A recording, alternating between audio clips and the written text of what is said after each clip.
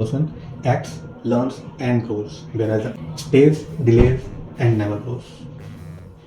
बहुत सा टाइम था जब मेरे पास अपॉर्चुनिटीज़ आई, मुझे स्टेज पे जाने का मौका मिला, वॉलंटियर करने का मन किया, बट मैंने एक एक करके सबको जाने दिया। अपॉर्चुनिटीज़ आती रही, मैं मना करता गया, और आई, मैंने और मना किया। बट 15 साल के बाद जब मैं पहली बार उस स्टेज पे गया टोस्ट मास्टर्स में, तब रियलाइज़ हुआ कि it wasn't about my ability, it wasn't about कि मुझ में शायद करने की ताकत हिम्मत नहीं है। It was always and always about under confidence. And you know what, under confidence has power to steal from you, of you, quietly, और पता भी नहीं चलता आपको कि आपसे उसने छीन लिया कुछ। धीमे धीमे धीमे धीमे करके आपके दिन, आपके हफ्ते, आपके महीने, आपके साल निकलते जाते हैं, और वो आपको वहीं का वहीं छोड़ देता है। लेकिन सिर्फ यही नहीं है, एक और इंसिडेंट है।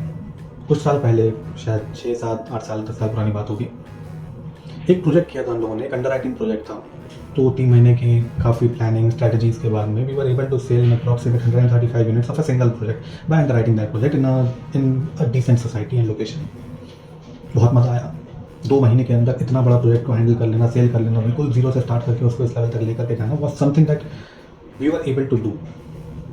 लेकिन उसके 1 महीने के बाद में एक और अपॉर्चुनिटी मिली दूसरे शहर में, दूसरी लोकेशन पे, दूसरे बिल्डर, दूसरे प्रोजेक्ट के साथ में, उस ऐसी जगह पे जहाँ पे जिस शहर में मैं पहले नहीं गया, उस प्रोजेक्ट को भी अंडरराइट करके सेल करने का हम लोगों को अपॉर्चुनिटी मिली।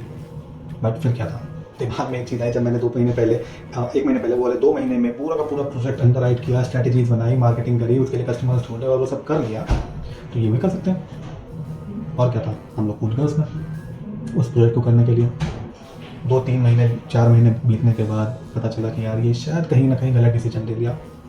हम लोग उस प्रोजेक्ट को बहुत अच्छे से सेल नहीं कर पाए। लेकिन एक चीज़ बहुत प्यारी हुई, जब वो प्रोजेक्ट हम लोगों ने पहला वाला किया था, जिसमें 2 महीने के अंदर सारे स्ट्रैटेजीज बिल्ड करके सब कुछ अचीव कर लिया था, हम लोगों ने 1 महीने के गैप के बाद हम लोगों ने दूसरा एक बड़ा प्रोजेक्ट ले लिया। शायद उसको सेल नहीं कर पाए, शायद मार्केटिंग सही नहीं रही, शायद स्ट्रैटेजीज में कोई प्रॉब्लम रही होगी, लेकिन एक चीज़ बहुत अच्छी बनी, उससे बना मोमेंटम।